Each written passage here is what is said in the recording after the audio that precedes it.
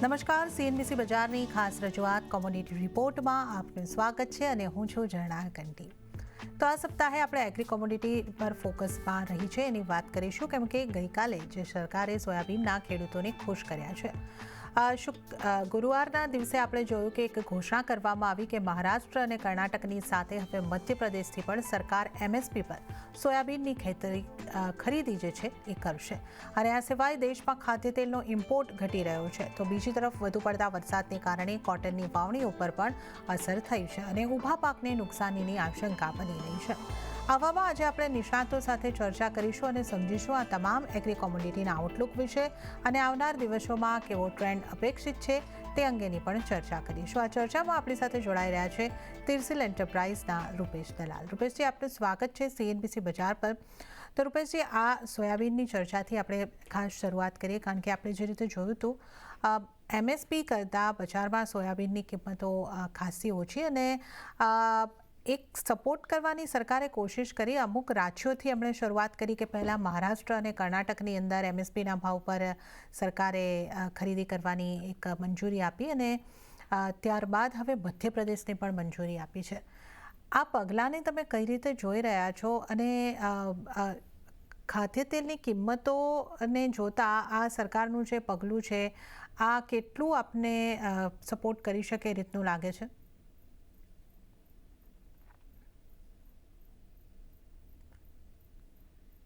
રૂપેશજી, આપના સુધી મારો અવાજ પહોંચી રહ્યો છે? જી રૂપેશજી, હું વાત કરી રહી હતી કે જે એમએસપીને લઈને એમએસપી ઉપર સોયાબીન ખરીદીનો સરકારનો જે નિર્ણય છે, પહેલાં મહારાષ્ટ્ર, કર્ણાટક અને હવે મધ્યપ્રદેશમાં પણ આ મંજૂરી આપી દેવામાં આવી છે કે સરકાર ખરીદી કરશે એમએસપીની કિંમતથી. હવે એમએસપીની કિંમત અને એકચ્યુઅલ કિંમતની અંદર મોટો ફરક છે. તો આ સરકારને માટે કેટલું ફિઝિબલ છે અને કઈ રીતને આ પગલાંને આપ જોઈ રહ્યા છો?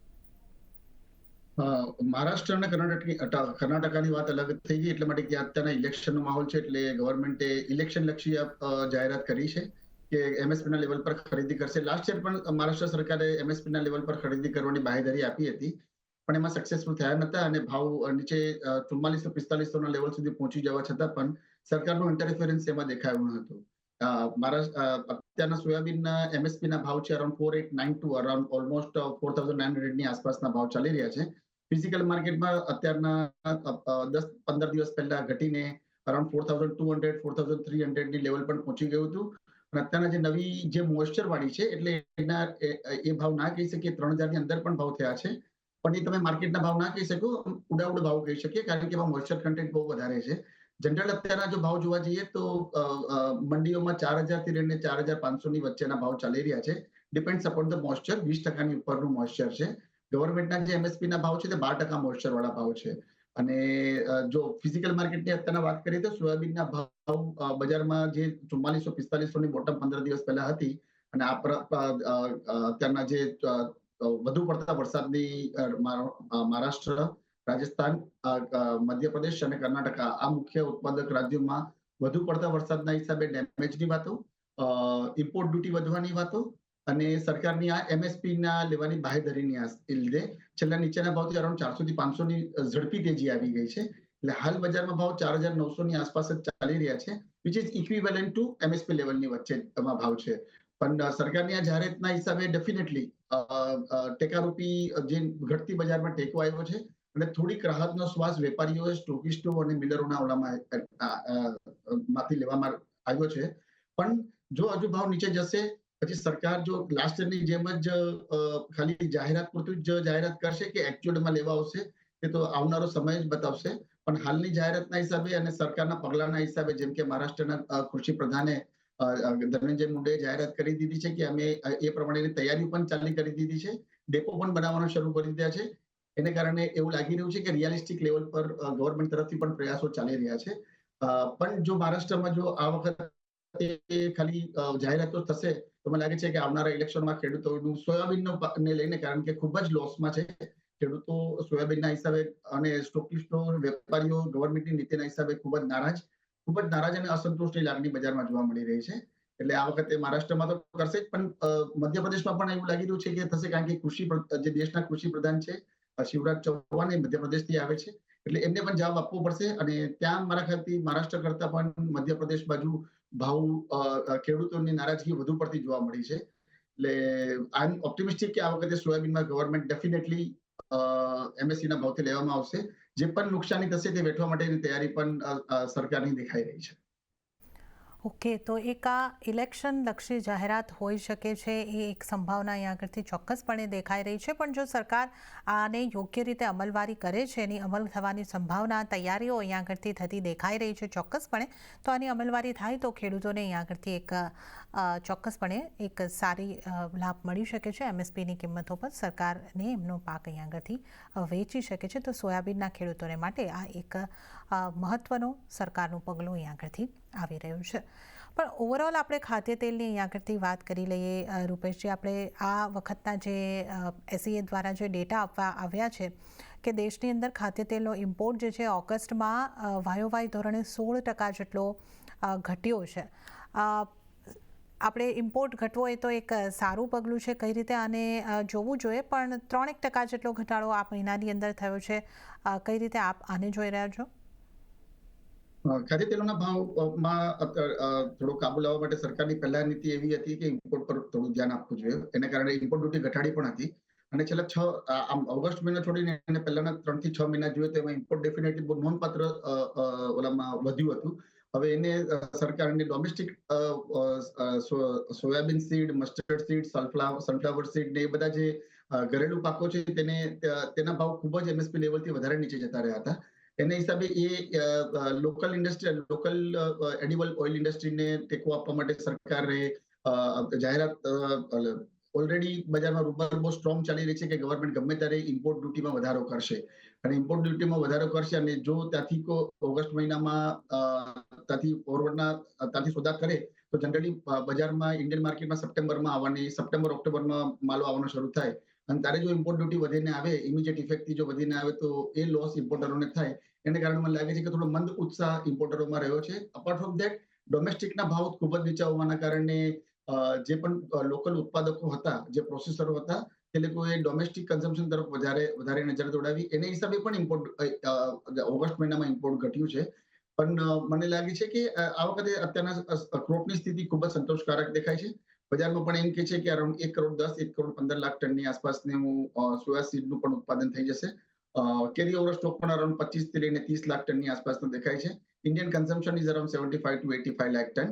એટલે એમ લેખાય છે SNDL, ડિમાન્ડ સપ્લાયની સિચ્યુએશન અત્યારે સંતોષકારક છે. એટલે જો ગવર્મેન્ટની ખરીદી 4,900 ની આસપાસ આવી જશે તો એકવાર ભાવ 5,000 ની ઉપર ક્રોસ થઈ જાય એવું દેખાઈ રહ્યું છે, જસ્ટ બીકોઝ ઓફ ગવર્મેન્ટની નીતિના હિસાબે. જો ઇમ્પોર્ટ ડ્યુટી પર વધારો કરવામાં આવશે, MSP ના લેવલમાં ભાવમાં સરકારની ખરીદી ચાલુ રહેશે, તો મને લાગે છે કે આવનારા સમયમાં 5,000 ની સપાટી સોયા સીડના ભાવ ખુદ આવી શકે છે. તિર્શીલ એન્ટરપ્રાઇઝના રૂપેશ દલાલ જોડાયેલા છે. તો આપણે ખાદ્ય તેલની ખાસ અહીંયા આગળથી વાત કરી. હવે જો પલ્સીસની આપણે અહીંયા આગળથી વાત કરી લઈએ. પલ્સીસ માટે પણ આ સપ્તાહ મહત્વનું રહ્યું છે, કારણ કે અહીંયા આગળથી દાળનો ઇમ્પોર્ટ જે છે એ સરકાર ચાલુ રાખશે કિંમતોને કાબૂમાં રાખવા માટે. આ એક ખાસ અપડેટ છે જેની આપણે અહીંયા આગળથી ચર્ચા કરવાની છે. રૂપેશજી, કઈ રીતે તમે જોઈ રહ્યા છો દાળની કિંમતોને કાબૂમાં રાખવા માટે? આ તહેવારો પણ હવે નજીકમાં આવેલા છે. ઇમ્પોર્ટ ચાલુ રાખવાની વાતો અહીંયા આગળથી આપણને સંભળાઈ રહી છે. કઈ રીતના પગલાં અહીંયા આગળથી આપને દેખાઈ રહ્યા છે અને તહેવારો પહેલાં દાળની કિંમતોની અંદર કઈ રીતની મૂવમેન્ટ તમે જોઈ રહ્યા છો? પલ્સીસની જો વાત કરીએ તો છેલ્લા 2 વર્ષથી કેન્દ્ર સરકાર, રાજ્ય સરકારો માટે પલ્સીસના જે ભાવ વન સાઇડ વધી રહ્યા છે તે માથાના દુખાવા સમાન છે. કારણ કે અનએક્સપેક્ટેડલી ખૂબ જ વધુ પ્રમાણમાં ભાવ, ઓલમોસ્ટ ડબલ ભાવ થઈ ગયા છે.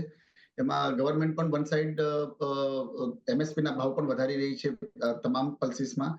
Despite of that Indian production એટલું બધું નથી વધતું જેટલું પહેલાના સમયમાં હતું, અને સામે કન્ઝમ્પશન વન સાઇડ વધી રહ્યું છે. India is the largest consumer, largest producer અને largest importer of pulses in the world. એટલે ઇન્ડિયાની માર્કેટ અને ઇન્ડિયાની ખરીદી પર વિશ્વ બજારની નિર્ભરતા રહે છે. એટલે જે પ્રમાણે અત્યારની સ્થિતિ ચાલી રહી છે અને જે પ્રમાણના ચોમાસાનો માહોલ છે, હજુ પણ વરસાદ અટકવાનું નામ નથી દેતી. અને હજુ એકાદ મહિનો જો વરસાદ ચાલુ રહેશે એવા સંજોગો દેખાઈ રહ્યા છે. એટલે આવા સંજોગોમાં મને લાગે છે કે અગમચેતી વાપરીને તહેવારોની સિઝનમાં વધુ પડતા ભાવ પલ્સીસ જેવી એસેન્શિયલ કોમોડિટીઝના ના વધે એના હિસાબે સરકારે ઇમ્પોર્ટ પર વધુ ઇમ્પોર્ટ પર જ આધાર રાખવો પડે એમ છે. એટલે લાગે છે કે હાલ તો મને લાગી રહ્યું છે કે સરકાર ઇમ્પોર્ટનું માં પ્રતિબંધ કે કાબુમાં રાખવા માટે, ઇમ્પોર્ટને કાબુમાં રાખવા માટે કોઈ પ્રયાસો નહીં કરે. ઉલટાનું એને જેટલું હોઈ શકે એટલું રિલીઝ કરવાનું અને એટલું ઇન્સેન્ટિવ આપવાનું સરકાર વધારે પસંદ કરશે. કારણ કે ચણાના ભાવ પણ અત્યારના ઓલ ટાઈમ હાઈપર ચાલી રહ્યા છે. પલ્સીસમાં તુવેરના ભાવ જોવા જઈએ તો એકવાર વધીને 115 વાળા થઈને પર કેજી થઈને અત્યારે 116 રૂપિયાની આસપાસના ભાવ ચાલી રહ્યા છે. ઉડદના ભાવ પણ 95 થી 96 રૂપિયાની આસપાસ ચાલી રહ્યા છે.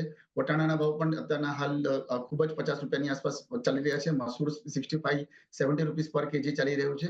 તમામ દાળોના ભાવ અત્યારના ઉપર ચાલી રહ્યા છે. આવા સંજોગોમાં મને લાગે છે કે ઇમ્પોર્ટ પર પ્રતિબંધનું સરકાર વિચારી પણ નહીં શકે. અમલમાં મૂકવાની વાત તો બહુ દૂર નહીં રહી ગઈ.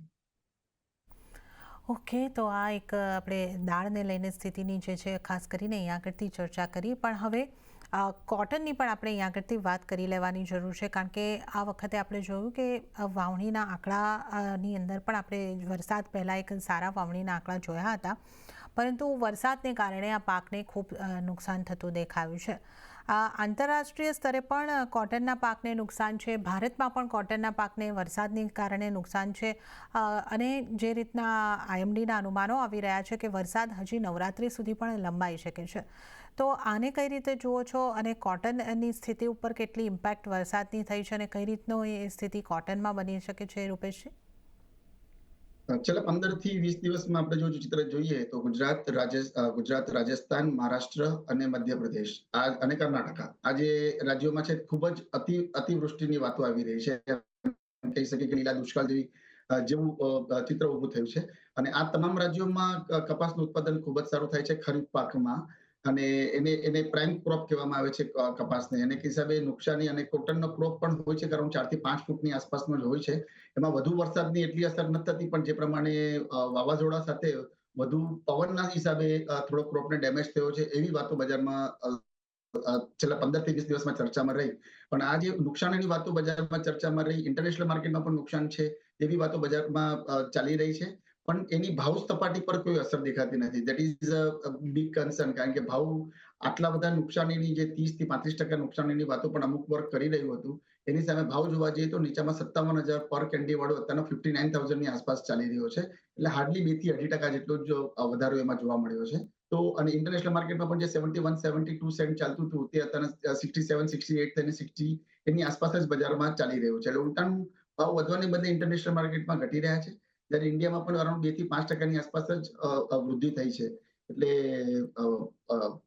કાં તો વેપારીઓ જે બજારમાં વાતો ચાલી રહી છે, નુકસાનીની આટલી મોટી નુકસાનીની વાતો ચાલી રહી છે, જેમાં કઈ પોલ હોઈ શકે.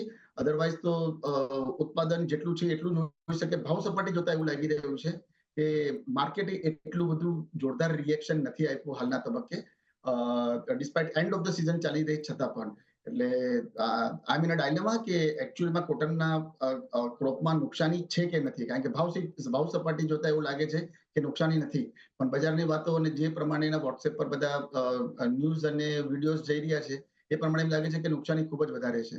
મને લાગે છે કે લેટ્સ વેઇટ ટિલ 30 સપ્ટેમ્બર થી 10 ઓક્ટોબર સુધી એકવાર વેઇટ કરવું જોઈએ. નવરાત્રી પછી, દશેરા પછી થોડું ચિત્ર સ્પષ્ટ થશે, એના પછી આગળનું આઉટલુક દેખાશે.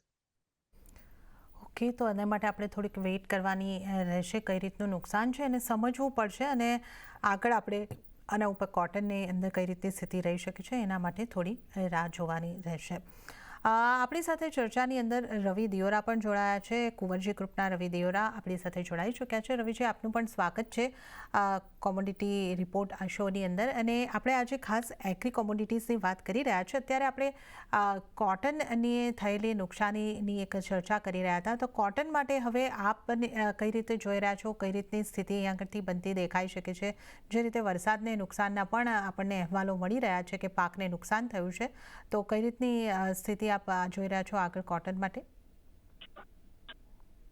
ઝડપથી મીન્સ કે ગ્લોબલી અને ડોમેસ્ટિક બંને થોડી સપ્લાય વાઇઝ પ્રોબ્લેમ ચાલી રહ્યા છે. તમે જો ગ્લોબલી જોશો તો યુએસમાં પણ જે હરિકેન છે એના હિસાબે ત્યાં પણ ઊભા પાક છે એને નુકસાનની વાત ચાલી રહી છે. અને સાથે ઇન્ડિયામાં પણ જોઈએ તો એક થોડું જે સૌરાષ્ટ્ર અને ઉત્તર ગુજરાતમાં જે લાસ્ટ રેનફોલની સ્પેલ હતી એના હિસાબે થોડા નુકસાનના સમાચાર છે. તો આઈ થિંક જે યુએસની કોટન બેલેન્સ શીટ છે એમાં પ્રોડક્શનની જે એસ્ટિમેટ છે એમાં સિગ્નિફિકન્ટ રિડક્શનની વાત ચાલી રહી છે. તો મારા હિસાબે કોટન આઉટલુક માટે આ સારું રહેશે, કારણ કે પ્રોડક્શન છે એ હવે યુએસનું 14.5 મિલિયન બેલ્સની અનુમાન છે, જે ગત જ્યારે એમને અનુમાન આપ્યું તો એના કરતા 6 લાખ બેલ ડાઉન છે. તો આઈ થિંક કે ત્યાં પણ ડાઉનવર્ડ રિવિઝન આવ્યું છે.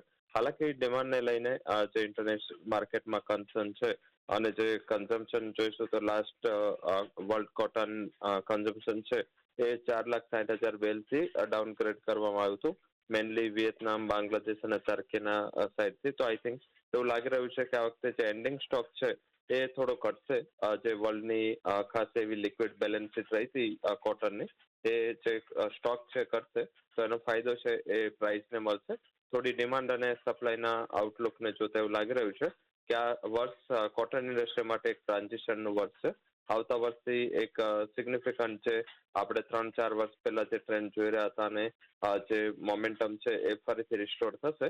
મારા મત મુજબ કોટનમાં અને કપાસ એમાં પેરિટી પણ અત્યારે બેસી રહી છે due to cotton seed oil કેકના પ્રાઇસીસના જે વધારો છે એ કપાસને અત્યારે પેરિટી દઈ રહી છે. તો પ્રાઇસ આઉટલુક મને કપાસનું સારું લાગી રહ્યું છે. 1600 થી આસપાસનું ખરીદી કરી શકાય. 1560 જેવું સ્ટોપ લોસ અને થોડું મીડિયમ ટર્મમાં 1700 સુધીના ટાર્ગેટ તમને કપાસમાં જોવા મળી શકે છે. કોટનમાં પણ બાય ઓન ડિપ્સની સ્ટ્રેટેજી રાખવી જોઈએ. સાથમાં ચાઇનાએ જે લિક્વિડિટી અને પોતાના ઇકોનોમિક મેજર્સની વાત કરી છે, 58,000 આસપાસ ખરીદીની ત્યાં સલાહ રહેશે. ઉપરની બાજુ 60,000ના ટાર્ગેટ ત્યાં પણ જોવા મળી શકે છે.